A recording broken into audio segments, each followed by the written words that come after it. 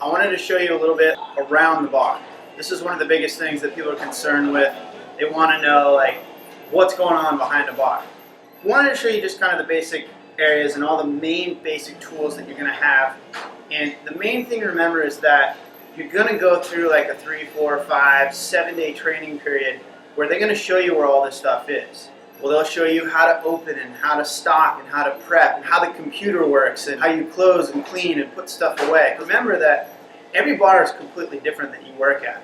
But that being said, just kind of want to give you a basic once around so that you don't feel like you're a complete newbie and you don't know what the hell is going on. So this is a basic setup that you're going to have at most any bar. This is a well. So this little well setup that you'll see here is where you're making drinks. And usually bars will have a couple different bar stations. This is a front one. You'll notice there's one in the back here. That's the service well. The service well usually makes drinks for the establishment, whereas a front well will make the drinks for the people at the bar.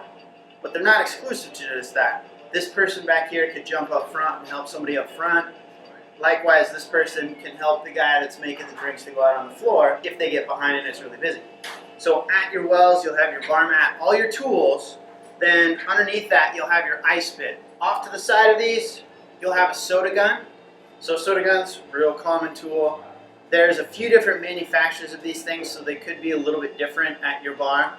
The buttons are all pretty obvious in what they are. They usually just say Sprite, Coke, Diet, water, letters for root beer or whatever they'll have. O for orange, so it's pretty self-explanatory. All your sodas, but also can have juices, can also have pre-mixed cocktails. It just depends. Like your managers can set these things up to be whatever they want, and they'll train you on exactly what is on these buttons. Now, some of these are big, and you'll have buttons like maybe down to here. So if you get to your bar and you got a bunch of buttons on your gun, don't freak out. The more stuff you have on here, the better. A little bit more to learn up front, but as soon as you get it figured out, it's just going to mean that you're going to be that much faster when you're working behind the bar. So there's your soda gun. Now this is the view from behind the bar. You have your bar mat here, you'll have your tools, your garnish trays, your sugar salt rimmers, and whatever tools that you might need at hand, your soda guns. Then back here, this is your speed rack or your house well. Now basically what this is these are cheap alcohols. They'll call them well drinks. Well alcohols just means basically it's the cheap stuff that your managers get on discount from the liquor distributors. Or they can be common alcohols that you pour quite often. This is Hornitos, this is 1800, they're just really commonly poured here.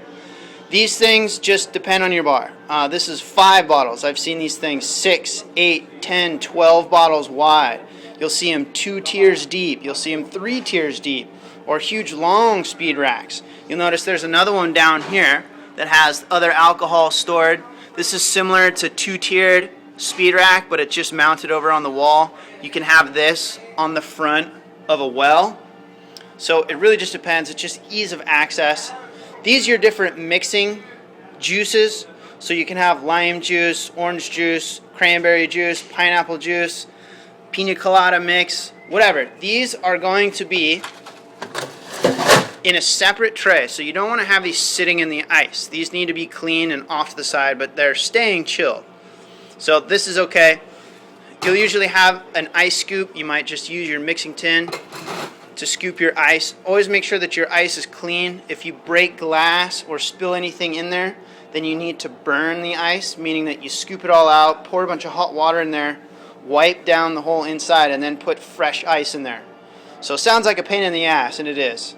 And I call that a Chinese ice drill when you break a bunch of glass in there in the middle of a busy shift. Good times, but you'll definitely do that. It's just part of your initiation.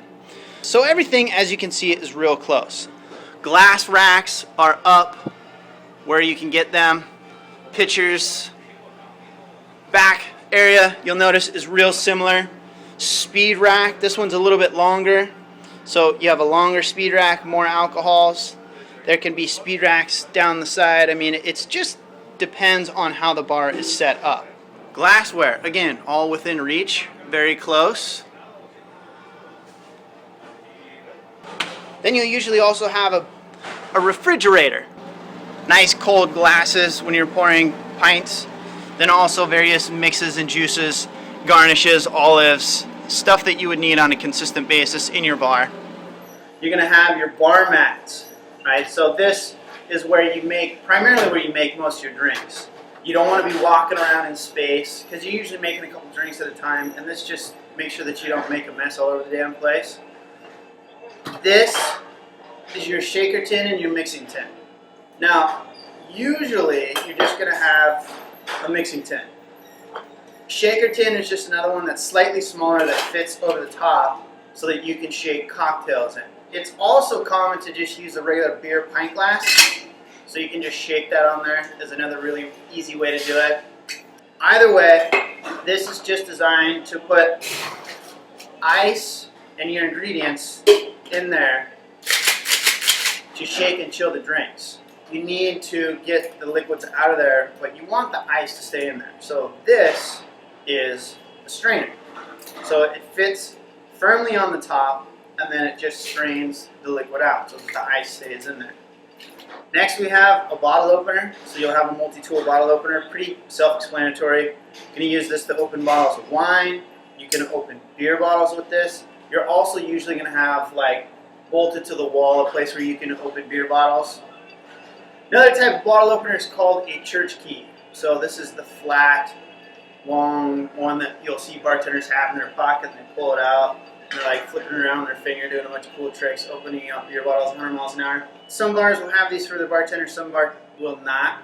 If you don't have these, then you can just ask your beer or liquor distributors. As you can see, this one's from the Cuervo guy. So they're always coming in trying to get you to sell more of their stuff, because then they make more money. So just ask them, like, hey, you guys got any of those flat church key bottle opener things? And they've probably got a box of them in their truck. And just keep one of those things in your pocket because it's just fast and efficient. So you could have a jigger in your bar. You might also just have a shot glass. Hopefully you're working in a bar where you can just be free pouring so that you don't have to stop and slow down and use your measuring tools, because it's just, at best, slowing you down. And at worst, it hurts your tips because people don't like to see these. They feel kind of like they're getting ripped off. If you ever had a drink made with a shot glass with a little jigger, you're like, come on, man, just put some booze into that thing. So you feel a little bit like you're getting ripped off. So hopefully you'll be able to work somewhere where you can just do free pouring. But if not, then that's the point of a jigger or a shot glass. Then you have your sugar salt rimmer. So this is designed to put sugar, salt, whatever your managers want onto the rim of a glass. So you basically just take a glass. This is a foam pad. So you get the little foam pad wet in the water. Then you put little lime juice in there, and that'll make the rim of the glass sticky. And then you coat it with salt, sugar, whatever. Then you'll also have garnish and straw trays. So pretty basic. You'll have straws and napkins. Tall straws for tall drinks, short straws for short drinks. Remember, generally the rule is if it has ice, give it a straw. No ice, no straws. Garnish trays. So garnish trays can be filled with whatever fruit that they want. Lemons, limes, oranges, cherries, whatever your bar has. Remember, they'll tell you what they have. Pineapple slices. Your glassware in a bar, usually stocked up high, so they're stacked up here, or they can be hanging from the ceiling, as you'll see like this. Usually they're very close by. You want to make sure your glassware is always sparkling clean. Never serve a cocktail in a dirty glass.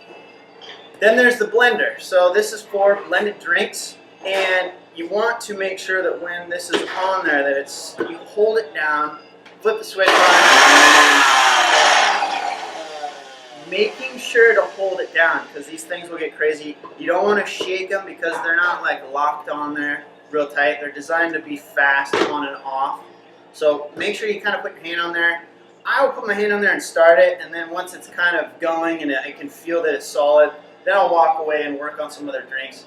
But generally you want to make sure that you have your hand on here when you start it, and make sure that the lid is in place. Never blend a drink without a top on it. And you could have larger size. This is a pretty basic one, and you could have bigger ones, smaller ones. A really common question that people have is like, how much ice do I put in the blender for a cocktail? A really easy way to do this is just to take the glass that you're going to make a drink into, fill it full of ice. So nice and full of ice.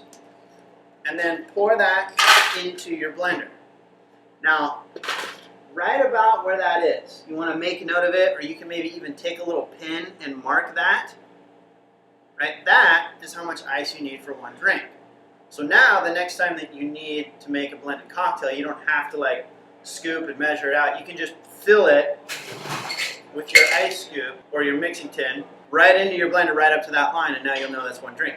You can do this with tall glasses. If you want to know how much ice for 2 drinks, take another glass full of ice, put it in there, so right up, right to there, and just mark it. Take a little pin. A lot of times the blenders in your bar will already be marked.